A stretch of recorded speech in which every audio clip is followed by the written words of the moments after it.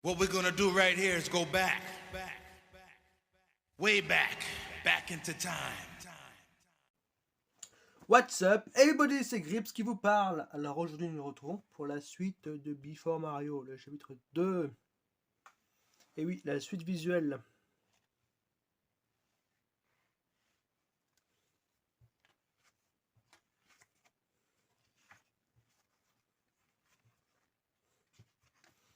Super Mario, les jeux Disney.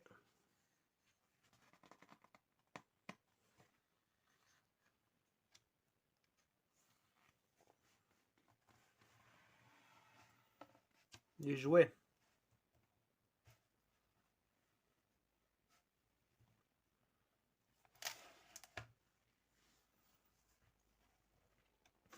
Donc le chapitre 2 commence ainsi. Dans le milieu des années 60, Nintendo s'est déjà fait un nom en tant que fabricant de cartes à jouer, mais restait un tout petit acteur sur le marché du jouet japonais, comparé à d'autres géants comme Epoch ou Epoch ou encore Bandai. La firme venait tout juste de se doter d'une division spécialisée dans la production de jeux, dont la plupart étaient essentiellement des jeux de société. Mais il est clair que Nintendo avait de l'ambition, et l'on constate qu'à partir des 65, la société développe un impressionnant catalogue de produits en tout genre, incluant des jeux de course à billes, les coaster games. Ces derniers ne rencontrent qu'un succès modeste et il faudra faire bien mieux pour espérer compter dans le paysage de l'industrie du jouet. Le miracle ne tardera pas à venir lorsque Nintendo développe ce qui deviendra le tout premier succès dans le domaine. L'Ultra Hand en 66. Les autres productions notables de cette période sont les boîtes de Nintendo Block, NEB.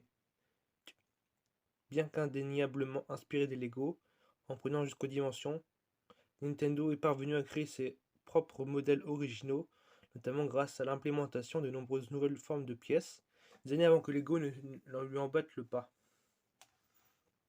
Vers la fin des années 70, le Rubik's Cube a lancé une véritable mode pour le casse-tête à travers le monde.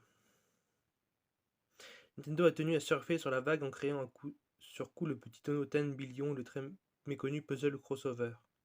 Le 10 Billion est à ce propos le tout premier jouet Nintendo à connaître le succès hors des frontières nippones.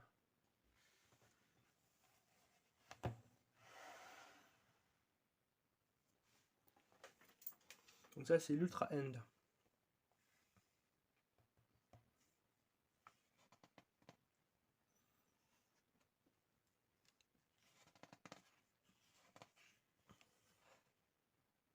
Commençons par le 9e jouet.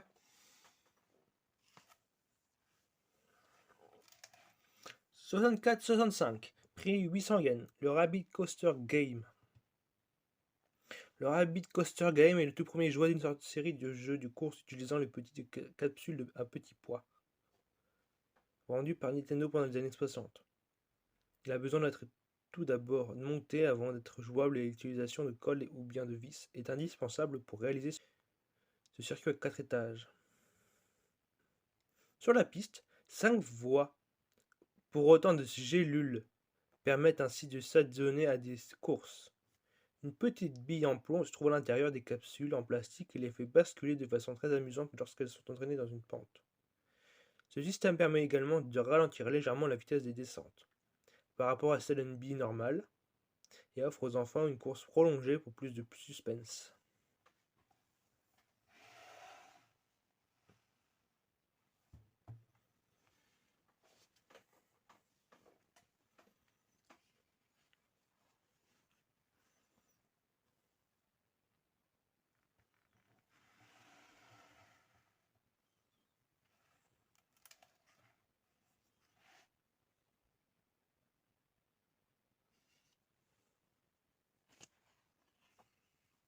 Le New Coaster Game, 10e, 64,65, prix 800 yens.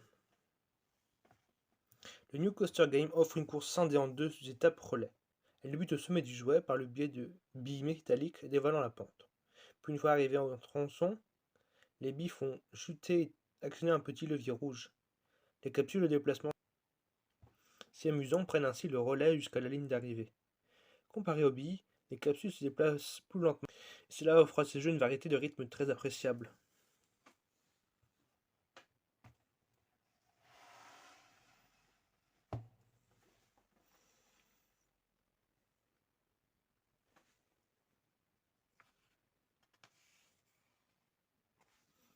Passons au 11e. Captain Ultra Coaster. Ce Captain Ultra Coaster est l'un des modèles de la gamme à coaster à utiliser une licence déjà connue auprès de la jeunesse. Il s'inspire de la série de la science-fiction Tokusatsu Captain Ultra, diffusée à la télévision japonaise en 1967. Lorsque le jeu est assemblé, il représente une scène spatiale très sympa opposant Captain Ultra à deux monstres. On imagine sans peine que les capsules qui roulent le long de la piste représentent les échanges de tirs laser entre le héros et son ennemi. Je vais préciser qu'il Captain Ultra Coaster 1967, prix 1000 yens.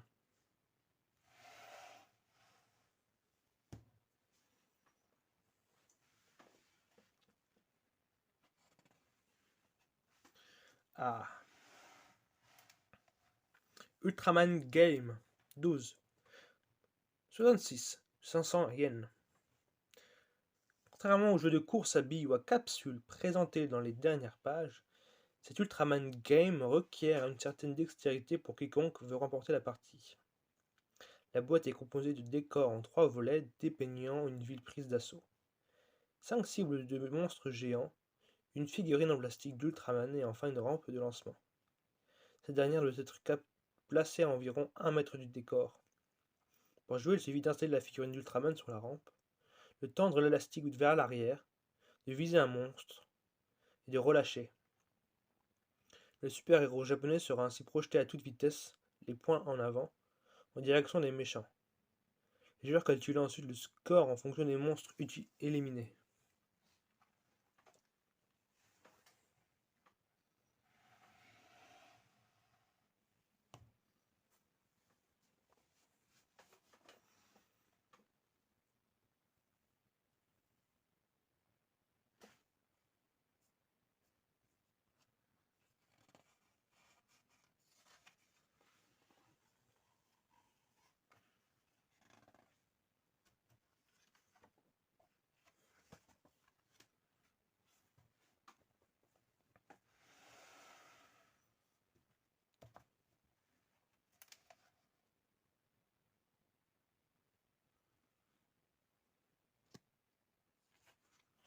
« 13.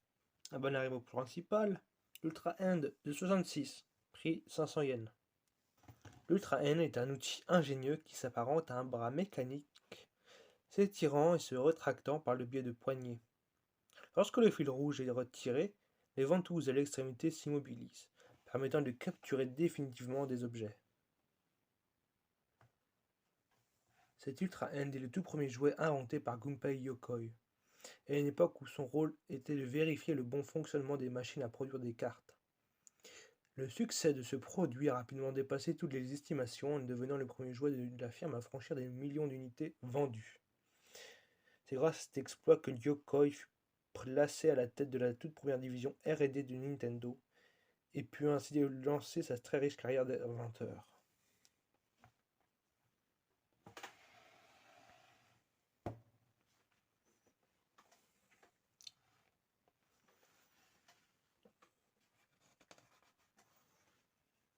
Alors, on va prendre dans l'ordre.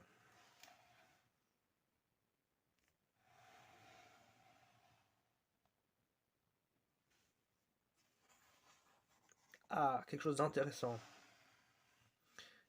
NA Block Rocket 14. 1968. Prix 980 yens. Le 7, je suppose.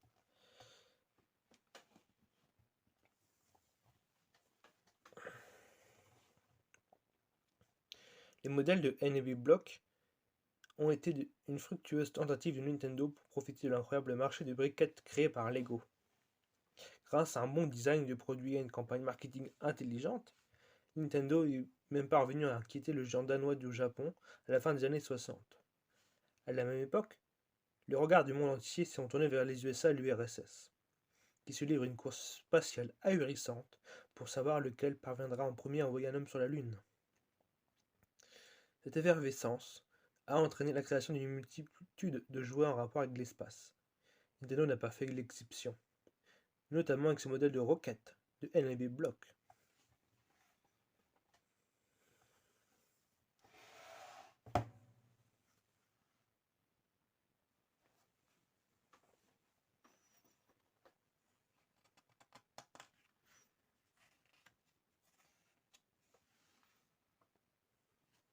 Ah, un autre NB Block. Là, ça s'appelle Crater. Crater, je sais pas trop. 69. 1800 yens. Le programme spatial américain Apollo atteint son apogée en juillet 69, lorsque le premier homme a posé la Lune sur le pied, réalisant la plus grande audience télévisuelle jamais enregistrée pour l'époque. Les téléspectateurs japonais étaient également très nombreux devant leur écran ce jour-là. C'est également la même année que Nintendo commercialise son NB Block Crater, un kit de briquettes permettant de réaliser un véhicule lunaire équipé d'un petit moteur. Mais la boîte contient également 3 mines qui éjectent littéralement la carriole lorsqu'elle roule dessus.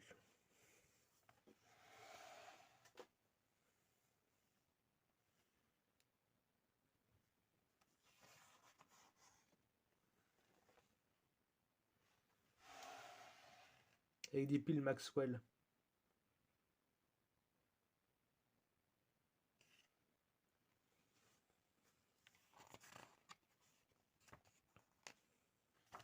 « 16. People House. 68. 800 yens.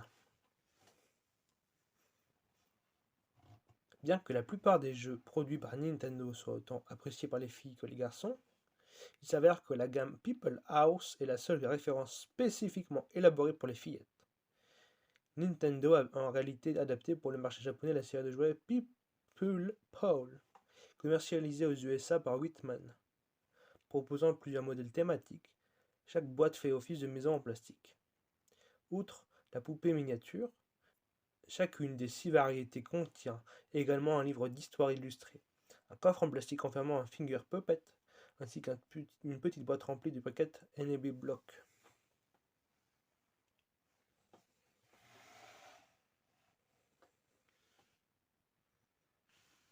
Ah, Alice au Pays des Merveilles.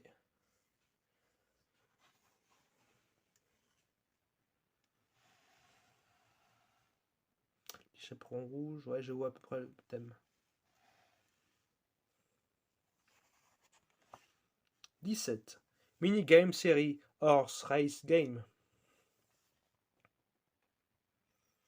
71-72, prix 450 yens.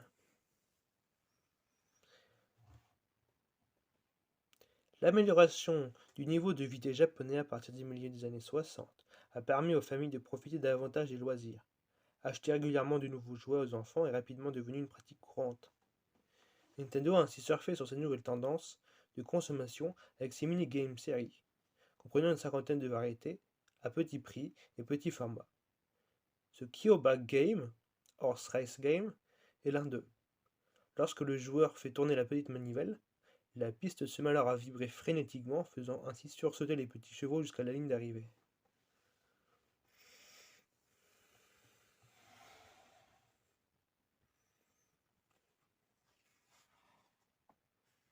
« 18. Le Mister Magician Coin Stick. 75, prix 2000 yens.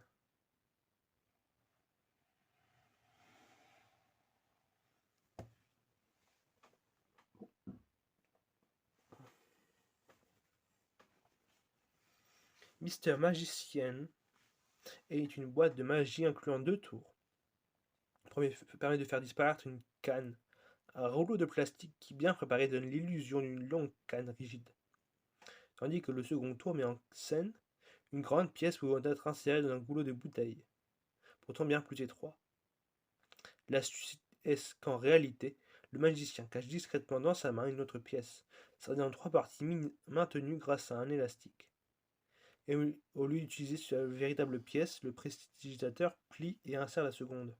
Elle retrouvera son apparence unifiée en tombant au fond de la bouteille.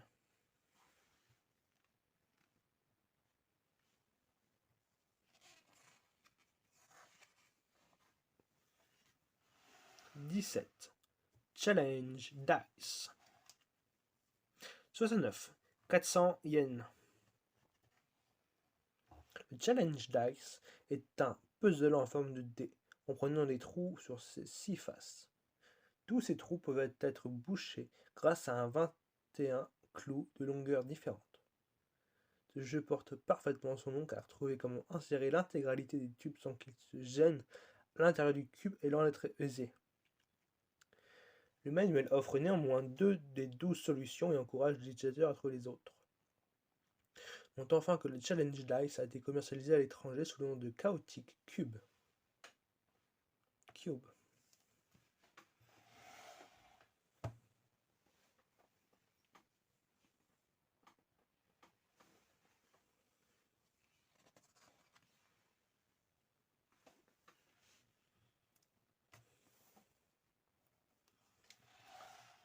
$10 billion. 80 000 yens. Inspiré par le succès phénoménal du Rubik's Cube, l'objectif du 10 billion de Nintendo est d'aligner par couleur toutes les billes à l'intérieur du tonneau en plastique. Il est possible de faire pivoter les socles et même de monter et descendre les billes grâce à un mécanisme d'étage. Le 10 billion est l'une des multiples inventions de Gunpei Yokoi. Son nom a surtout été choisi pour impressionner le public, tant le nombre de combinaisons est important. Mais il est amusant de remarquer qu'en réalité, si l'on sous-estime volontairement la totalité des possibilités, peut-être pour ne pas effrayer les joueurs. Enfin, il est prouvé que le 10 billion offre précisément 4 billions, 509 milliards, 264 millions, 634 875 combinaisons différentes. Donc là, vous avez une boîte de 6.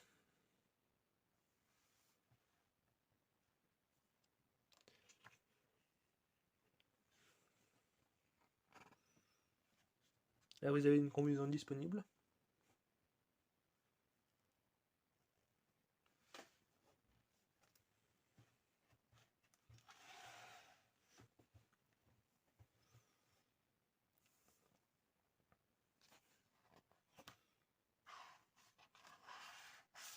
Numéro 21. Crossover. Gunpei Yokoi a été certes occupé par l'élaboration des Game & Watch, mais il a cependant réussi à trouver le temps d'imaginer Crossover, pour faire suite au succès du puzzle 10 billion. Le but d'un crossover est de parvenir à aligner correctement les deux coloris de tuiles en différents motifs.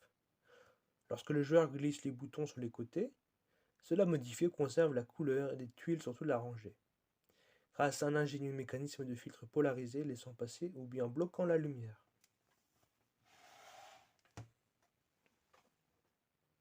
Je vous laisse un peu lire.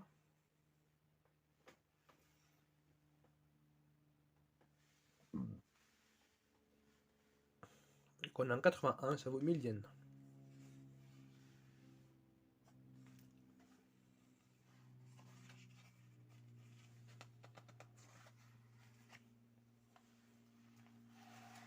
Allez, section bonus numéro 2. Jeu sous licence. Entre 65 et 74, Nintendo a commercialisé au Japon de multiples jeux élaborés aux 4 coins du monde.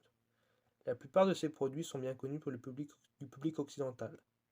Acquérir des licences pour le marché nippon a ainsi permis à Nintendo de toffer rapidement son catalogue, tout en laissant le temps à ses propres équipes de développer son savoir-faire en matière de conception. Dans certains cas, le nom des produits a été modifié pour mieux coller aux habitudes et aux tendances locales. Même à partir de la mi-70, Nintendo cesse l'achat des licences pour croire en sa propre capacité d'innovation. Vous avez ici en face Table Soccer, fin des années 60, licencié par John Waddington.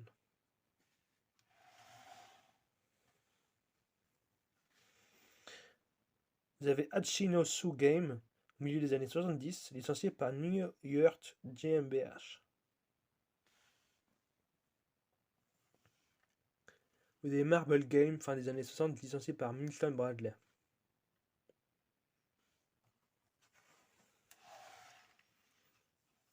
Ici, vous avez Picture Cutter, fin des années 60, licencié par Jajako. Vous avez le Twister, en 68, licencié pour Milton Bradley.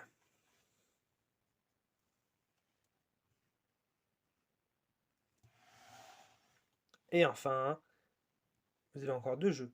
Hip Flip, fin des années 60, licencié par Parker Brothers. Et Match Rider, fin des années 70. Et Shot Racer, milieu des années 70 aussi. Licencié d'Hasbro. Et originalement appelé Yellow Tails Funny Car and Ricochet Racer. Voilà. Ce étant fait, je vous remercie d'avoir suivi avec moi cette deuxième section, deuxième chapitre concernant les jouets créés par Nintendo, comme l'Ultra N par exemple.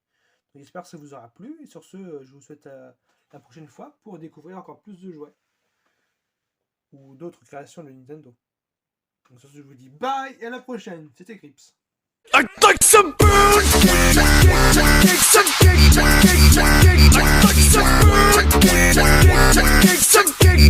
some